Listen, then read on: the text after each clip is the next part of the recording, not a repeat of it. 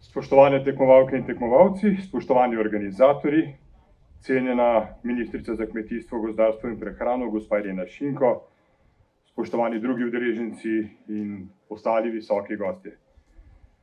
Počaščen sem, da vas lahko pozdravim v imenu Državnega sveta drugega doma Slovenskega parlamenta na 65. državnem tekmovanju oračev Slovenije in 27. tekmovanju dijakov in študentov biotehniških šol v Oranju.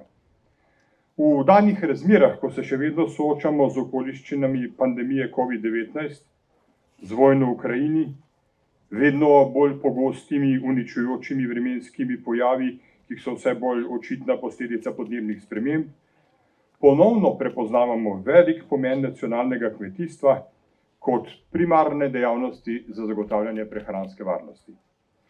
V Državnem svetu kmetijstvu namenjamo posebno pozornost, saj sta predstavnika kmetijstva neposredno zastopana v interesni skupini, izredno aktivna pa je tudi Komisija Državnega sveta za kmetijstvo, gozdarstvo in prehrano, ki vztrajno izpostavlja pomen prehranske varnosti kot strateške dobrine in poziva k večji podpori nacionalnemu kmetijstvu, k odpravi zaraščenosti in vzpostavitvi več ornih površin, saj so le-te nujni predpogoj za pridelavo hrane in s tem zagotavljanje čim višje prehranske varnosti. In ravno oranje je klasičen način priprave tal za setev in pridelavo poljščin. Oranje je pradavno kmetijsko opravilo in navkljub razvoju tehnologije ne kaže, da bo kmalu izginilo.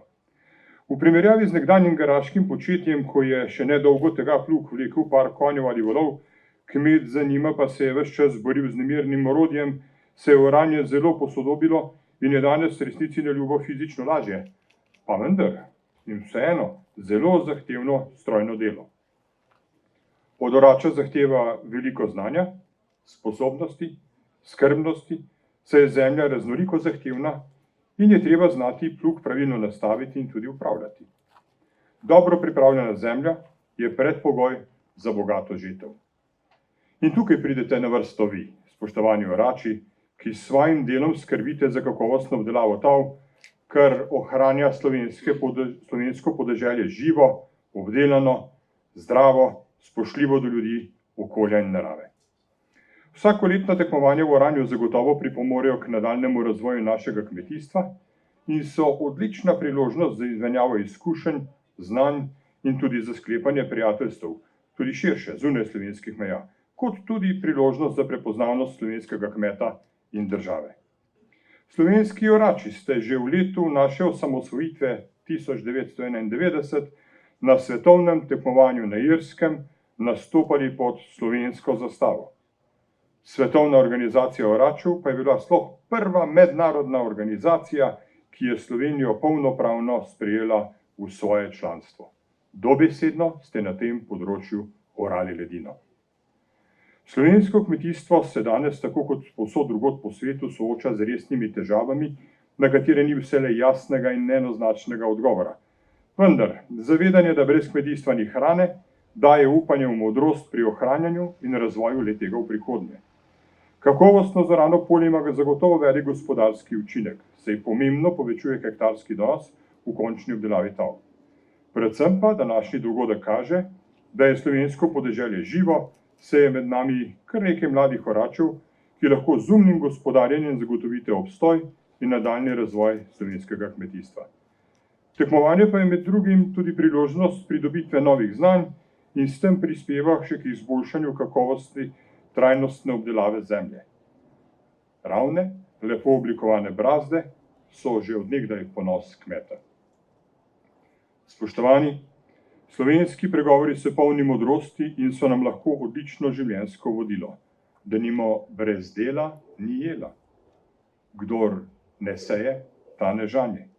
In kar boš v mladosti sejal, boš v starosti žel. Mnogo modrih nasvetov je postreglo kmečko življenje, mnogo modrih iskric ponudila kmečka pamet, mnogo modrih opozoril pridne in zgarane kmetove roke. Upoštevajmo to dediščino modrosti s ponosom in odgovornostjo. Prav zato vam želim ob tej tradicionalni priložnosti, kot je tekmovanje oračev, Veliko uspeha pri predstavitvi vaših spretnosti in znanja ter zavedanja, da ste na svojem področju neprecenljivi in občudovanja vredni mojstrice in mojstri. Naj bodo torej tudi letošnje brazde lepo oblikovane in ravne. Vsem ostalim obiskovalcem in gostom pa želim prijetno druženje ob zavedanju pomena našega kmetijstva za dobrobit vseh nas. In preden zaželim našima tekmovalcema, da bi tudi na Irskem zaplapolala slovenska zastava in zadonela slovenska himna ob njihovem uspehu, dovolite, da se zahvalim tudi Zvezi organizacij za tehnično kulturo. Zveza organizacij za tehnično kulturo skrbi za to, da mladi ne le vedo, ampak tudi znajo. Razlika med vedeti in znati je v tem, da tisti, ki zna, svoje vedenje uporabi. Tisti, ki ve, ga pa zgolj ima. In dovolite mi, da se ozrem še na besede, ki jih je izrekel predsednik Kmetijske zbornice, ki je rekel, da je bolj majhen. Veste, velikost človeka se ne meri ne v centimetrih, ne v kilogramih, meri se v njegovih dejanjih.